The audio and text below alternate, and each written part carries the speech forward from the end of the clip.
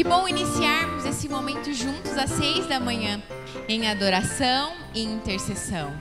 Vamos iniciar uma reflexão sobre o reino de Deus.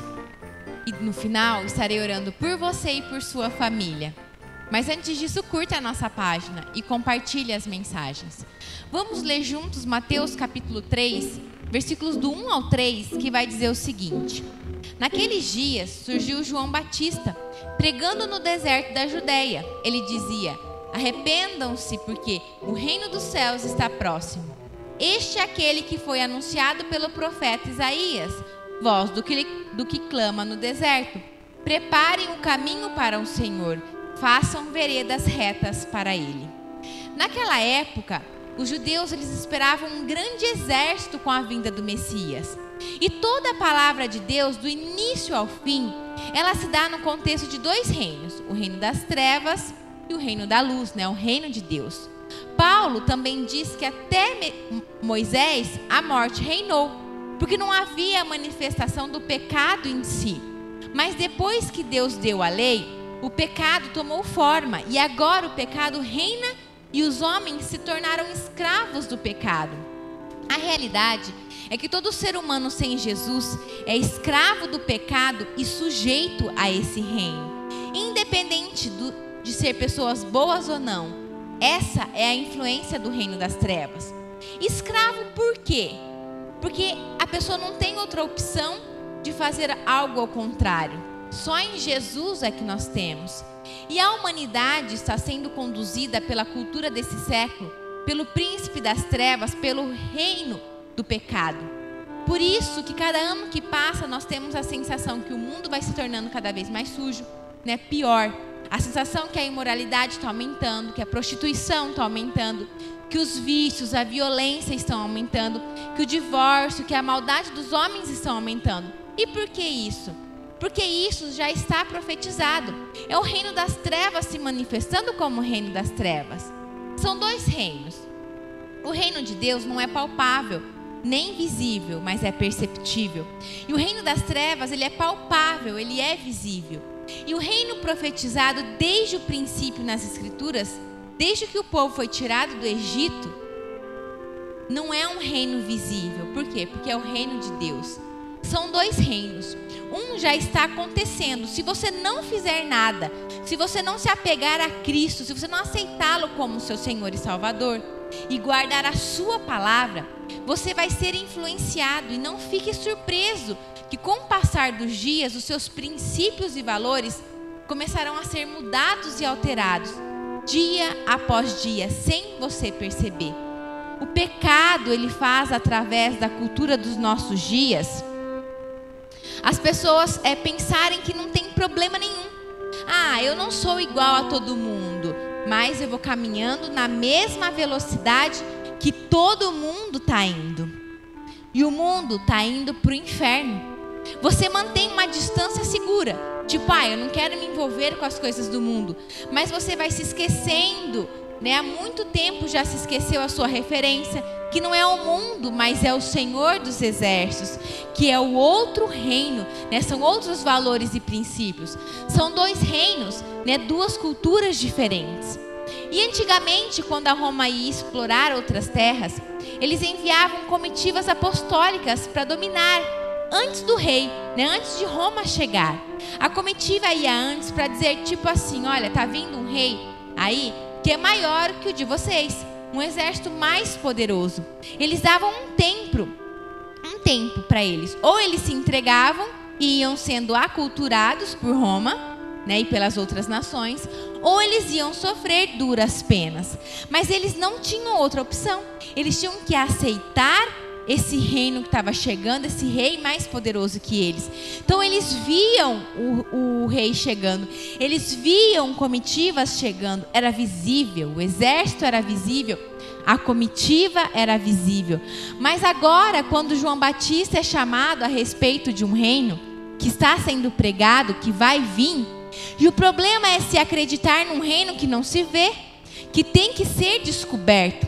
O problema é acreditar num reino que não se pode ver e tocar. Não tem como calcular os números de soldados. E quando o Senhor ele chama um homem como João Batista, então tenta imaginar imaginar comigo. Nós estamos lidando com Israel escravizada.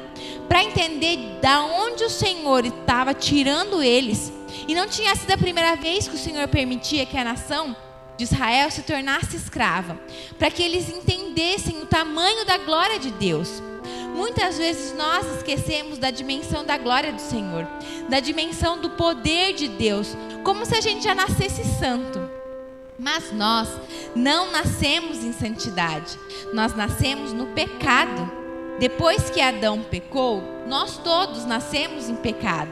Mesmo que não pecamos na sua semelhança. Mas a gente precisa entender isso. Precisamos entender que há uma cultura do mundo que está caminhando a passos largos para o inferno.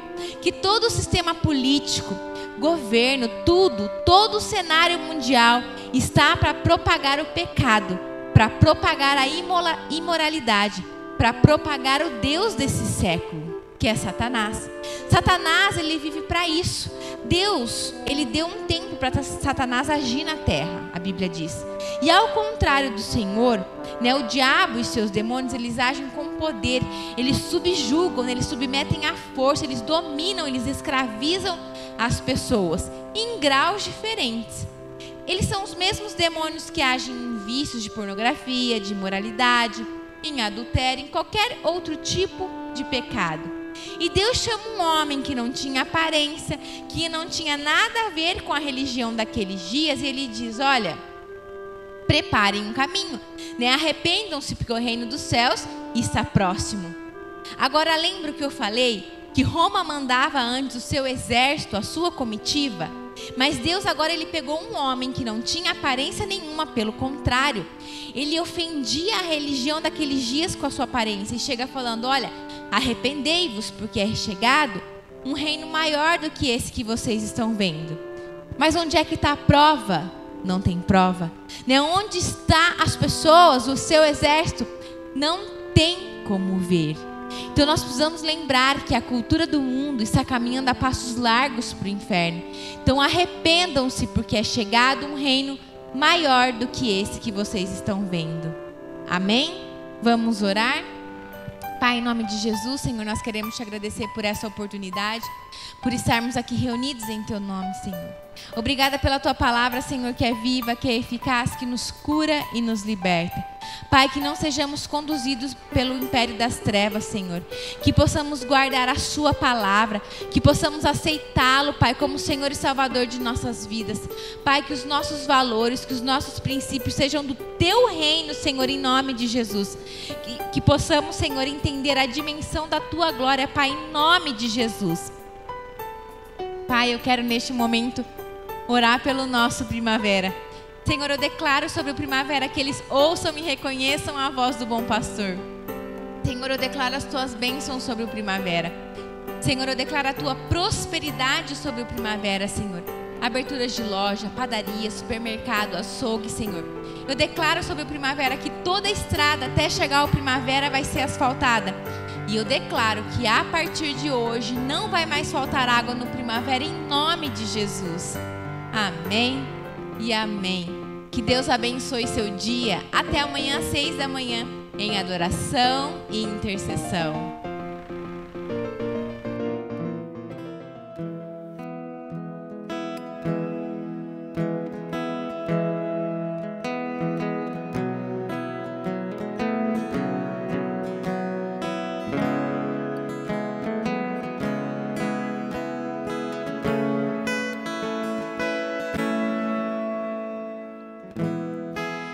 De presença, és meu abrigo, meu protetor, em ti confio. Mesmo sem ver, eu posso crer que tua promessa está de pé. Irá se cumprir. Quem sou eu para questionar um Deus fiel? Tu és Deus e tua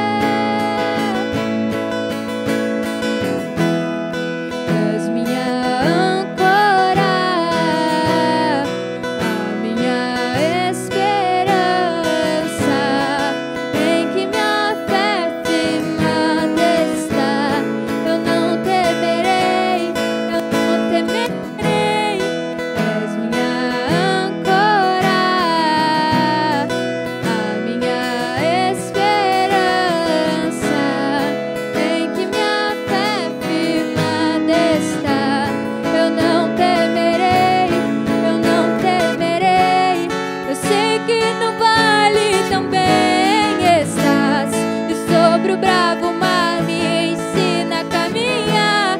Tu és o quarto homem da fornalha. Tu és o meu Deus que não falha. Eu sei que no vale também estás. E sobre o bravo mar me ensina a caminhar. Tu és o quarto homem na fornalha. Tu és o meu Deus que não falha.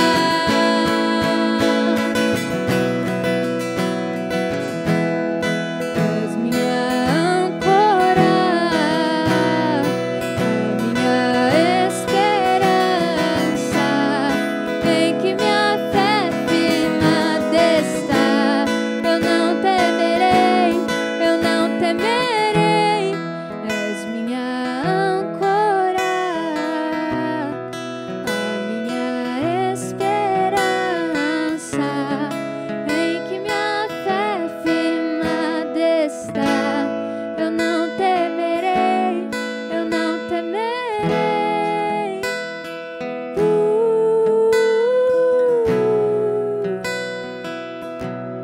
Eu não temerei.